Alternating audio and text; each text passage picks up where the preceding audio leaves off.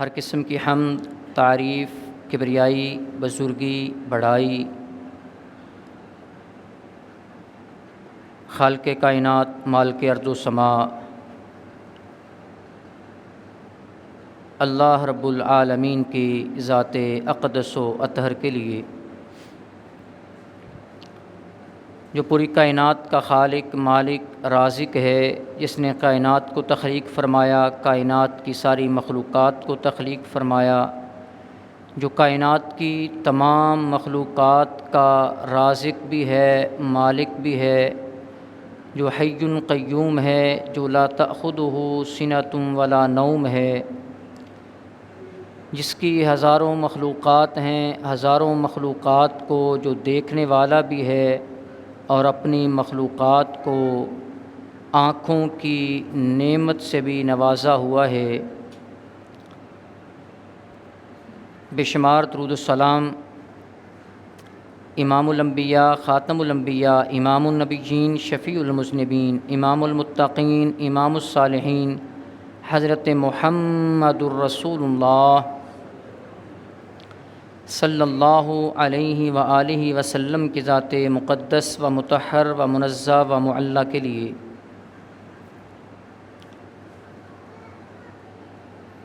قابل صد احترام سامعین کرام، ذی وقار اصحاب و احباب، جمعۃ المبارک کے خطبہ میں ان تین نعمتوں کا ذکر آپ کی خدمت میں گوش گزار کرنا چاہتا ہوں۔ جن تین نعمتوں کا ذکر آپ کی خدمت میں رکھنا چاہتا ہوں، یہ وہ نعمتیں ہیں جن نعمتوں کا بدل دنیا میں نہیں ہے۔ یہ وہ عظیم نعمتیں ہیں جب یہ نعمت انسان سے جدا ہو جاتی ہے تو انسان دنیا کی ساری دولت کو بھی خرچ کر دے تب بھی وہ نعمت اسے دوبارہ واپس نہیں مل سکتی۔ ان تین نعمتوں میں سے پہلی نعمت وہ رمضان المبارک کے روزے ہیں۔ رمضان کے روزے یہ وہ عظیم نعمت ہے مسلمان کے لیے۔ صحابہ کرام رضوان اللہ علیہم اجمعین رمضان سے تین مہینے پہلے، 6 مہینے پہلے اللہ تعالیٰ سے دعا کیا کرتے تھے کہ اللہم بلغنا رمضان، اے اللہ زیادہ زندگی نہیں مانگتے، ہمیں کم از کم اتنی زندگی عطا کر دے کہ ہماری زندگی میں رمضان کا ایک مہینہ آ جائے۔ یہ روزہ وہ بے بدل نعمت ہے۔ اس روزے کا بدل نماز نہیں، روزے کا اجر، روزے کا ثواب جو اللہ رب العالمین نے اپنے خزانوں میں چھپا کر رکھا ہوا ہے۔ نماز کا ثواب روزے کے ثواب کے برابر نہیں ہو سکتا، روزے کا بدل عمرہ بھی نہیں، روزے کا بدل حج بھی نہیں۔ یہ میری بات نہیں، یہ رسول رحمت کا فرمان ہے۔ امام الانبیاء علیہ الصلاۃ والسلام کی وہ پیاری حدیث ہے جس میں امام الانبیاء فرماتے ہیں علیک بالصوم فإنہ لا عدل لہ فإنہ لا مثل لہ۔ مسلمانوں، روزے کی پابندی کرو، روزے کو لازم پکڑو، روزہ رکھو۔ فإنہ لا عدل لہ، روزے کا بدل دنیا کے اندر کوئی عبادت ہے ہی نہیں۔ فإنہ لا مثل لہ، روزے کی مثل بھی کوئی عبادت نہیں ہے۔ یہ اللہ رب العالمین نے جو روزے کو مقام دیا ہے، یہ کیوں دیا ہے؟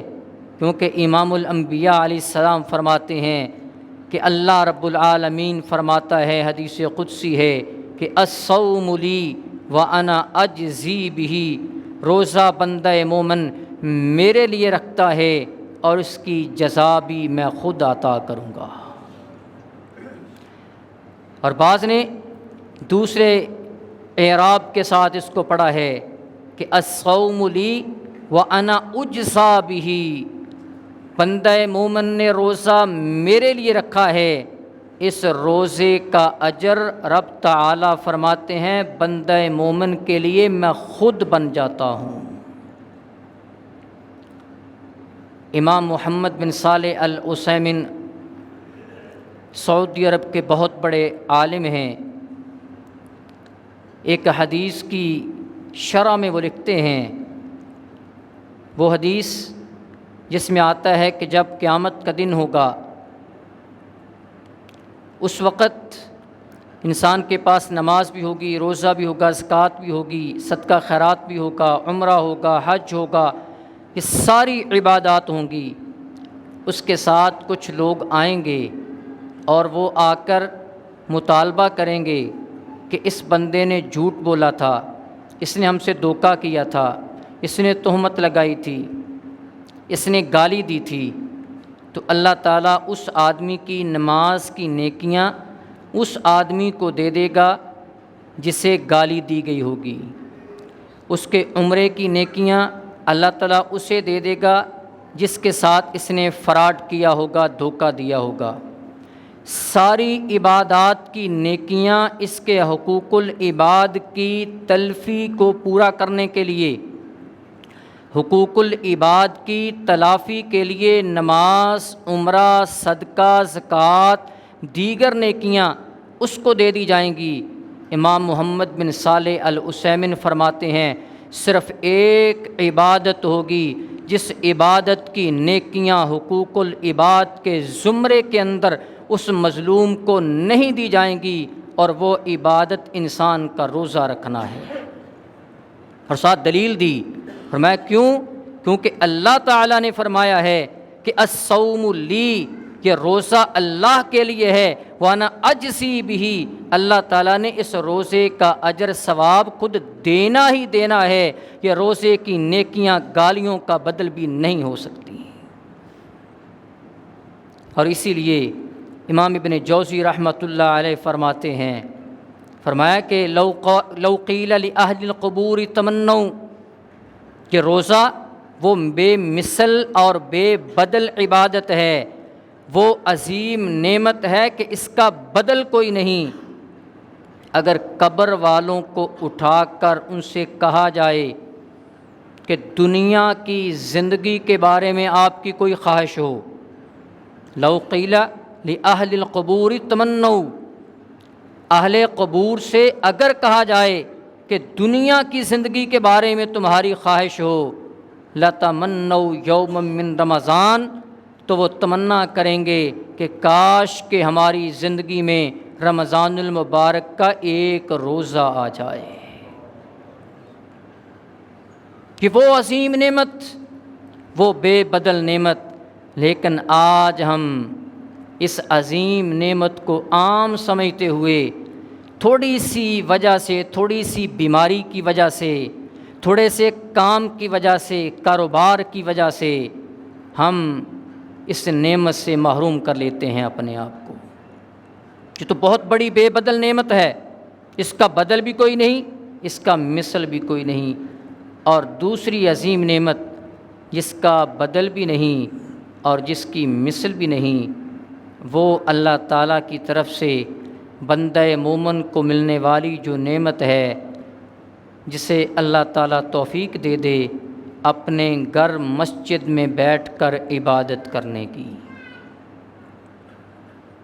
مسجد میں بیٹھ کر عبادت کرنا 5 منٹ کے لیے ہو، 10 منٹ کے لیے ہو، 20 منٹ کے لیے ہو، نماز کے لیے ہو دعاؤں کے لیے ہو، نوافل کے لیے ہو، تلاوت قرآن کے لیے ہو، سماع قرآن کے لیے ہو، دین کی باتوں کو سننے کے لیے ہو، دین کی باتوں کو سنانے کے لیے ہو، جس انسان کو اللہ کے گھر میں مسجد میں بیٹھ کر عبادت کرنے کی توفیق اللہ تعالیٰ کی طرف سے مل جاتی ہے، وہ نعمت انسان اگر پیسوں سے بھی خریدنا چاہے، انسان کو پیسوں کے ساتھ بھی یہ نعمت نہیں مل سکتی۔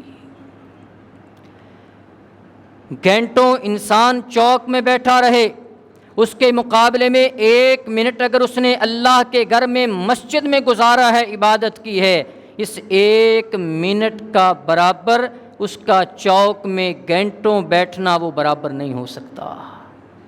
اپنے محل کے اندر، اپنی کوٹھی کے اندر، وہ پارک کے اندر، پہاڑوں کے اندر، دریا کے اوپر، سمندر کے پاس، جہاں مرضی وہ وقت گزارتا ہے، گھنٹوں وقت گزار لے، اس کا گھنٹوں وقت گزارنا اس کے مقابلے میں مسجد میں بیٹھ کر اللہ کی عبادت کرنے کی جو توفیق کی نعمت ہے، اس اللہ تعالیٰ کی عبادت کی توفیق کی نعمت اس انسان کو نہیں مل سکتی کہ جو گھنٹوں ادھر باہر بیٹھا رہے لیکن مسجد میں آنے کی اور مسجد میں بیٹھنے کی، مسجد میں عبادت کرنے کی جسے توفیق نہ ہو۔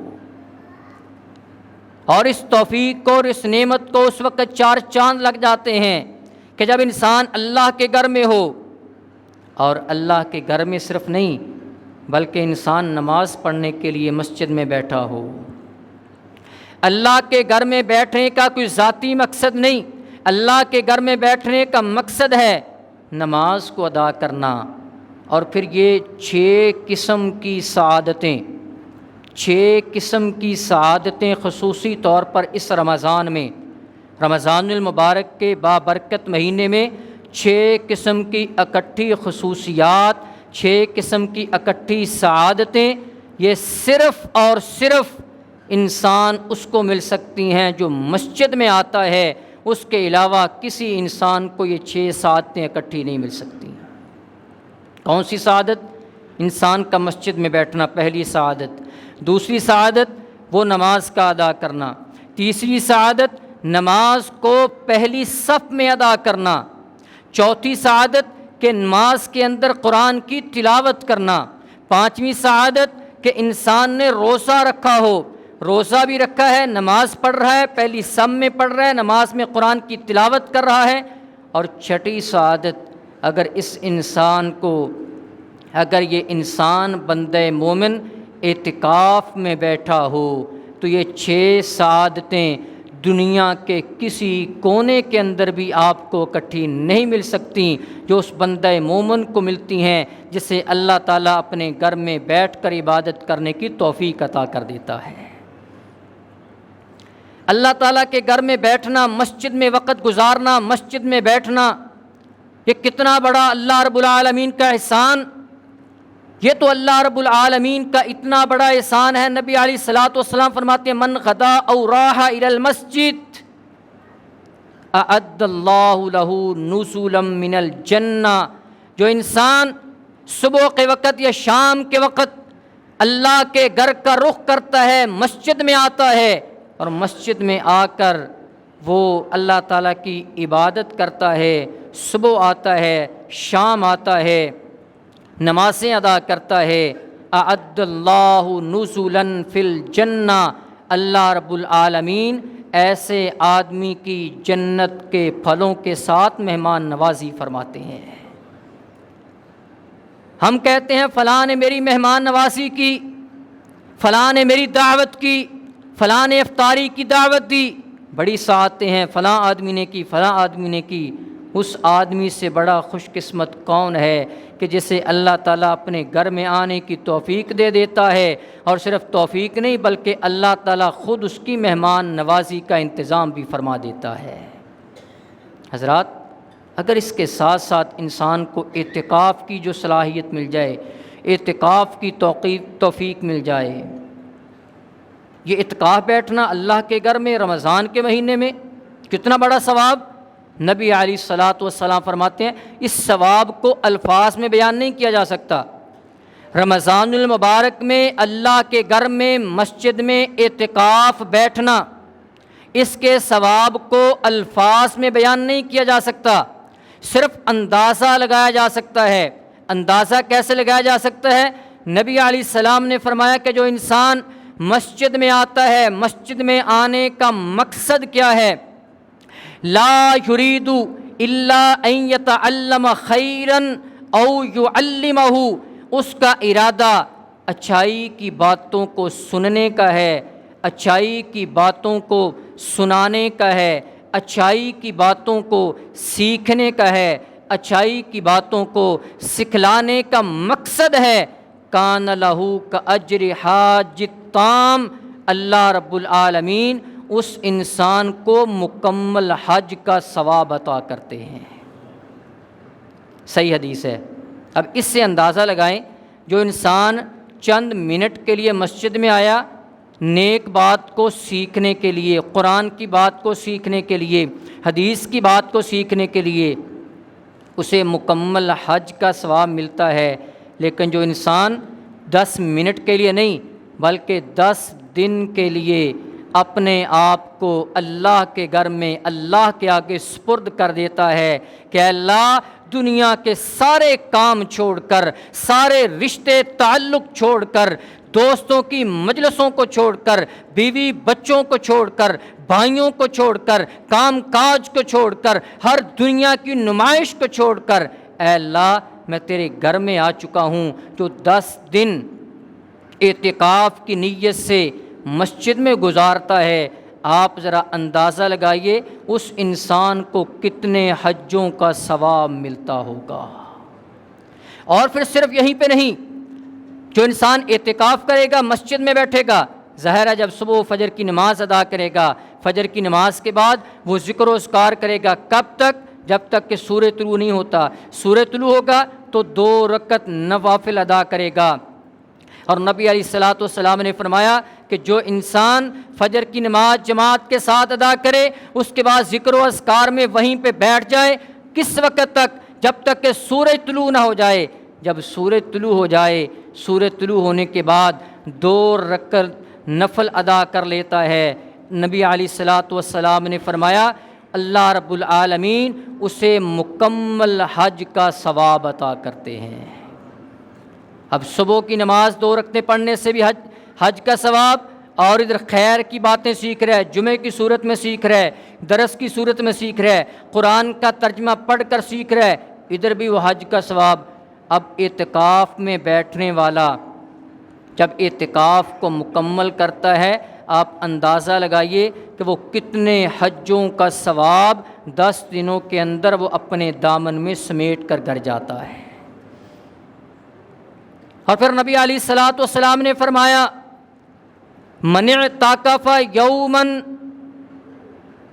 جو انسان 1 دن کا اعتکاف کرتا ہے، اور اس حدیث میں رمضان کی بات نہیں ہے، رمضان کے علاوہ انسان کہتا ہے میں نے آج 24 گھنٹے، آنے والے 24 گھنٹے اللہ کے گھر میں گزارنے ہیں، گویا کہ میں مسجد میں اعتکاف بیٹھوں نفلی طور پر، رمضان کا اعتکاف نہیں۔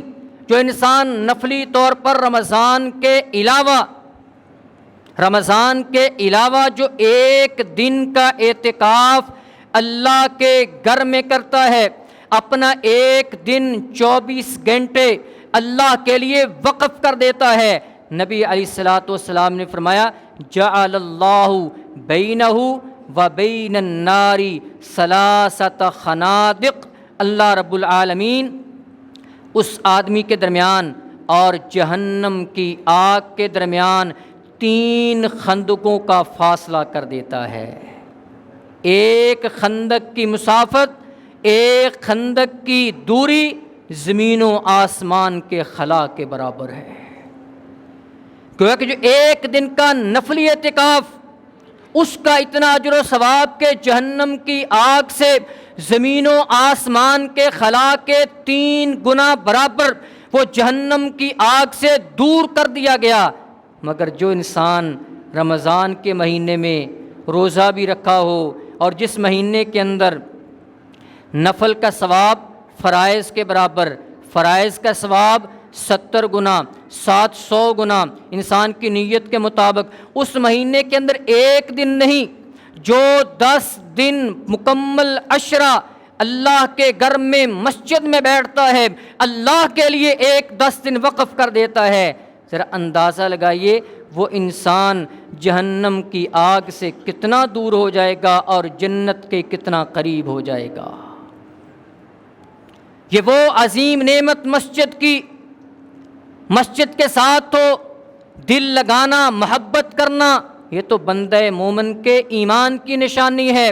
نبی علیہ السلام نے فرمایا جو انسان دیکھو کہ جو انسان مسجد میں آ رہا ہے، جا رہا ہے، اس کے آنے جانے سے فشہدوا لہ بالایمان، آپ اس کے صرف اس دیکھنے کو کہ یہ کبھی مسجد جا رہا ہے، کبھی مسجد آ رہا ہے، کیوں مسجد میں جا رہا ہے، ظاہر نماز پڑھنے گیا ہوگا، نماز پڑھانے گیا ہوگا، تلاوت قرآن کے لیے گیا ہوگا، دعا کے لیے گیا ہوگا، نوافل کے لیے گیا ہوگا، فشہدوا لہ بالایمان، اس انسان کے ایمان کی تم گواہی دے دو۔ مسجد کے ساتھ عبادت کا تعلق ہو، مسجد کے ساتھ تعمیر کا تعلق ہو۔ نبی علیہ السلام نے فرمایا کہ من بنا للہ مسجدا کمفحص قطات، جو انسان مسجد کی تعمیر میں ایک پرندے کے گھونسلے کے برابر، کمفحص قطات، قطات بعض کہتے ہیں کبوتر کے گھونسلے کو، بعض کہتے ہیں تیتر کا گھونسلہ، جو کہ تقریباً 1 اینٹ کے برابر ہوتا ہے۔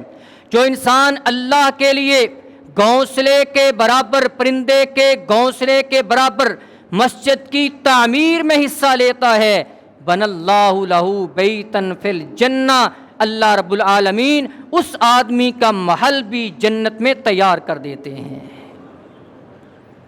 مسجد کے ساتھ ہر قسم کا تعلق، عبادت کا تعلق، تعمیر کا تعلق، مسجد میں محبت کا تعلق، مسجد میں عبادات کا تعلق، ہر قسم کا تعلق، مسجد میں بیٹھنا بھی عبادت، مسجد میں قرآن پڑھنا بھی عبادت، مسجد میں قرآن سننا بھی عبادت، مسجد میں نوافل ادا کرنا بھی یہ سعادت بھی ہے، ثواب بھی ہے، مسجد میں دعا کرنا، یہ سارے لمحات جو انسان کا مسجد میں وقت گزرتا ہے، اصل میں انسان کا یہی وہ وقت ہے جس وقت کی قدر انسان کی قبر کے اندر ہوگی اور قیامت کے دن بھی ہوگی۔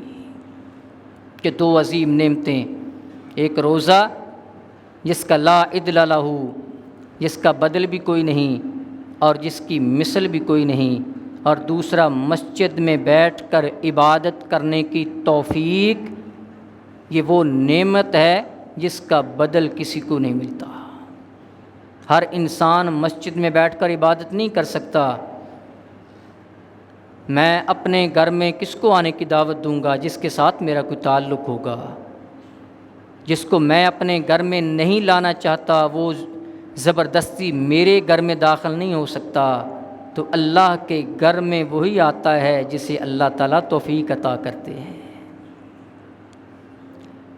اور تیسری وہ عظیم نعمت، وہ بے بدل نعمت، وہ بے مثل نعمت جو انسان کے پاس، ہر انسان کے پاس ہی تقریباً ملتی ہے، آتی ہے، لیکن بے پرواہی اتنی ہم کر جاتے ہیں کہ ہمیں اس وقت اس کا احساس ہوتا ہے جب وہ نعمت ہم سے چھن جاتی ہے، وہ نعمت ہم سے جدا ہو جاتی ہے، اور وہ نعمت ہے ماں باپ کی نعمت، والدین کی نعمت۔ والدین کی نعمت یہ بے مثل ہے۔ ماں جیسی محبت بھی کسی کو نہیں ملتی، کوئی اور ماں جیسی محبت نہیں دے سکتا، باپ جیسی محبت بھی کوئی اور نہیں دے سکتا۔ ماں کسی وجہ سے اگر بچے کو مار لیتی ہے، مارنے کے بعد ماں خود ہی رونا شروع کر دیتی ہے۔ باپ اگر بیٹے کو کسی شرارت کی وجہ سے مار لیتا ہے، اگر بیٹے کے سامنے اپنا نرم رویہ نہیں رکھتا، بعد میں اکیلے ہو کر ضرور اپنے بچے کے دکھ میں آ کر کہیں میرے بیٹے کو چوٹ نہ لگ گئی ہو، وہ علیحدہ سے ضرور پچھتاتا ہے کہ میں نے اپنے بیٹے کو کیوں مارا ہے۔ یہ ماں باپ کی نعمت اگر پوچھنا ہو تو ان سے پوچھ کر دیکھیں جن کے ماں باپ اس دنیا میں اب موجود نہیں ہیں۔ ماں باپ کی وہ عظیم نعمت جب چھن جائے تو انہیں ماں باپ کو دیکھنے کے لیے نہیں، ماں باپ کے وجود پر پڑی قبر کی مٹی کو دیکھنے کے لیے پھر انہیں قبرستان جانا پڑتا ہے۔ اگر گھر کے اندر ماں باپ ہیں تو پھر آپ خوش قسمت ہیں، سعادت مند ہیں۔ آپ گھر میں رہ کر وہ دعائیں لے سکتے ہیں کہ جو دعائیں آپ کے لیے قیامت تک کے لیے صدقہ جاریہ بن سکتی ہیں۔ امام غزالی رحمۃ اللہ علیہ وہ فرماتے ہیں جو انسان والدین کا نافرمان ہے، والدین کا جو نافرمان ہے، قیامت کے دن تو اسے سزا ملنی ہی ملنی ہے۔ ماں باپ کے نافرمان کو دنیا کی زندگی کے اندر بھی ضرور سزا ملا کرتی ہے۔ نبی علیہ السلام نے جو کبیرہ گناہ بتائے ہیں بہت زیادہ ہیں، بڑے گناہ، کبیرہ گناہ۔ ان کبیرہ گناہوں میں 7 سب سے بڑے گناہ ہیں جن کے اکبر الکبائر سپرلیٹو ڈگری، سب سے بڑے 7 گناہ۔ ان 7 میں سے پھر 4 سب سے بڑے گناہ۔ وہ 4 گناہ کون سے ہیں؟ فرمایا الاشراک باللہ، اللہ کے ساتھ ذات و صفات میں کسی کو شریک بنانا، یہ سب سے بڑا گناہ ہے۔ اور دوسرا فرمایا وقتل النفس، کسی انسان کو، جان کو بغیر وجہ کے قتل کرنا، یہ سب سے بڑا گناہ ہے، کبیرہ گناہ ہے۔ اور فرمایا والیمین الغموس، اور جھوٹی قسم کھانا، یہ بھی کبیرہ گناہ ہے۔ اور چوتھا فرمایا وعقوق الوالدین، والدین کی نافرمانی کرنا، یہ صرف کبیرہ گناہ نہیں ہے بلکہ یہ سب سے جو بڑے گناہ ہیں ان بڑے گناہوں کے اندر ہے۔ امام حسن بصری رحمۃ اللہ علیہ، والد صاحب فوت ہو گئے، جب والدہ فوت ہوئی آنکھوں میں آنسو آ گئے۔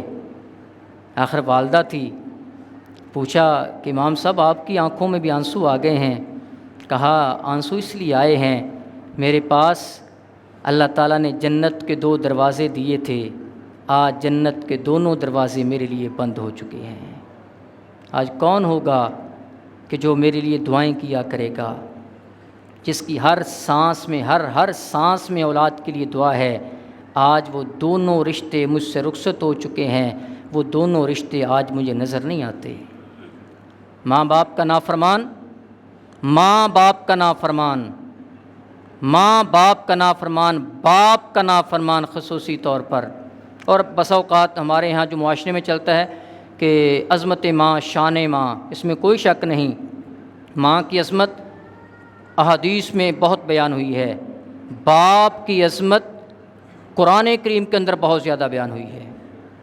قرآن میں جگہ جگہ پر باپ باپ باپ، واقعات باپ کی عظمت کے، باپ کے مقام کے، باپ کی نرمی کے، باپ کی رافت کے، باپ کی تربیت کے۔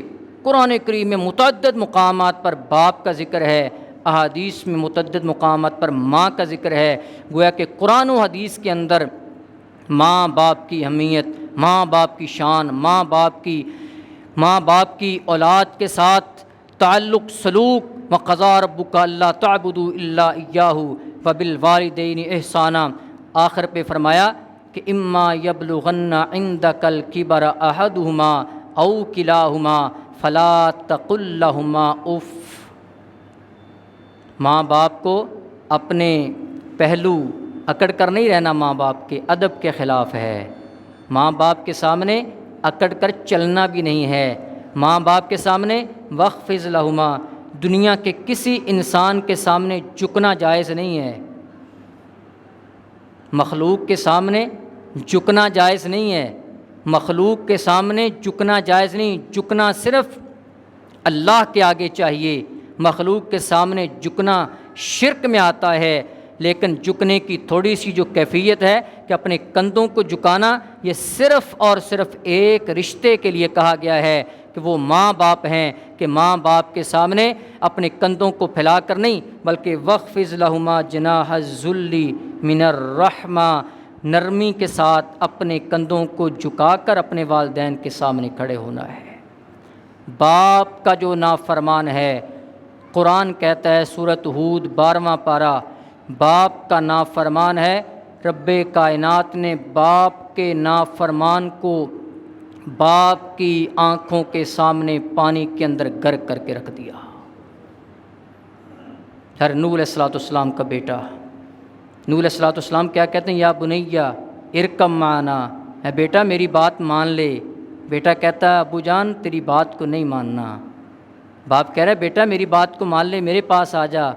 بیٹا باپ کی بات کو نہیں مانتا۔ اللہ تعالیٰ نے اس بیٹے کو باپ کی نظروں کے سامنے غرق کر کے قرآن کا حصہ بنا کر لوگوں کو بتا دیا کہ لوگوں، جو باپ کی نافرمانی کرتا ہے، باپ کی نافرمانی یہ رب العالمین کو بھی منظور نہیں ہے۔ جو باپ کا فرما بردار ہے، اس کے مقابلے میں قرآن کا دوسرا مقام 16واں پارہ، جو باپ کا فرما بردار ہے، باپ کافر کیوں نہ ہو۔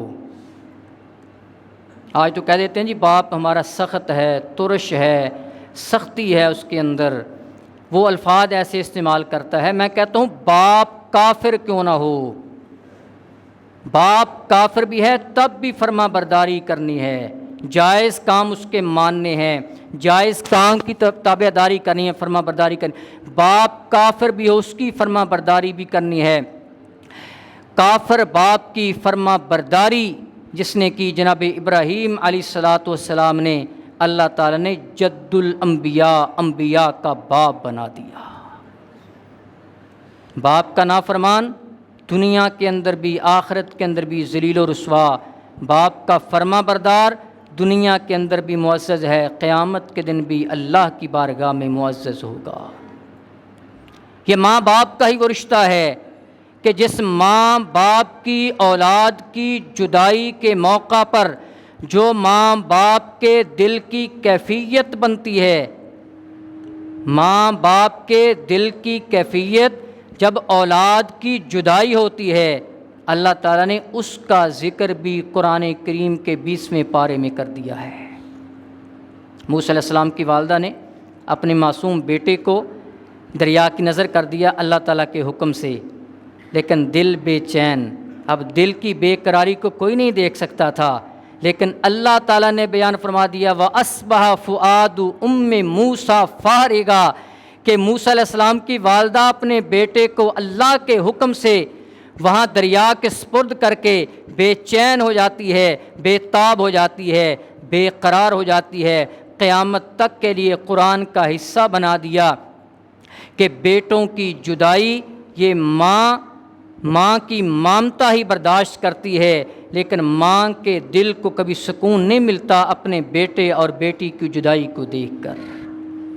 اور قرآن ہی بیان کرتا ہے سورہ یوسف وَتَوَلَّى عَنْهُمْ وَقَالَ يَا أَسَفَا عَلَى يُوسُف، بیٹا جدا ہوا، بیٹے کی جدائی باپ سے برداشت نہ ہوئی، بیٹے کی جدائی میں رو رو کر وَبْيَضَّتْ عَيْنَاهُ، جناب یعقوب علیہ السلام کی آنکھوں کی بینائی جاتی رہی۔ کہ ماں باپ کے رشتے ہیں، ماں باپ وہ عظیم رشتہ ہے، جب دنیا سے رخصت ہو جاتا ہے تو بعد میں پتہ چلتا ہے کہ اتنی بڑی دولت میرے گھر میں تھی، آج اتنی دولت سے محروم ہو چکا ہوں۔ بدقسمت ہے وہ انسان جس کے گھر میں ماں موجود ہو، جس کے گھر میں باپ موجود ہو، ماں باپ کے چہرے کو چھوڑ کر وہ آستانوں پہ چکر لگاتا پھرے، وہ کہے میں فلاں جگہ پہ دیکھ دینے جا رہا ہوں، فلاں جگہ پہ فلاں کام کے لیے جا رہا ہوں، اور ماں باپ جیسے ولی اس کے گھر کے اندر روٹی کو ترس رہے ہوں۔ اس سے بڑا بد نصیب کون ہے جو اپنے ماں باپ کو جھڑکتا ہے۔ ہمارے اس معاشرے کے اندر ہم کہتے تو ہیں معاشرے میں امن قائم کیوں نہیں ہوتا، معاشرے کے اندر برکات کیوں نہیں آتی، ہم نے معاشرے کے ساتھ کیا کیا ہے؟ لاہور کے اندر ایک ظالم بیٹے نے اپنے باپ کو چھریاں مار مار کر قتل کر دیا۔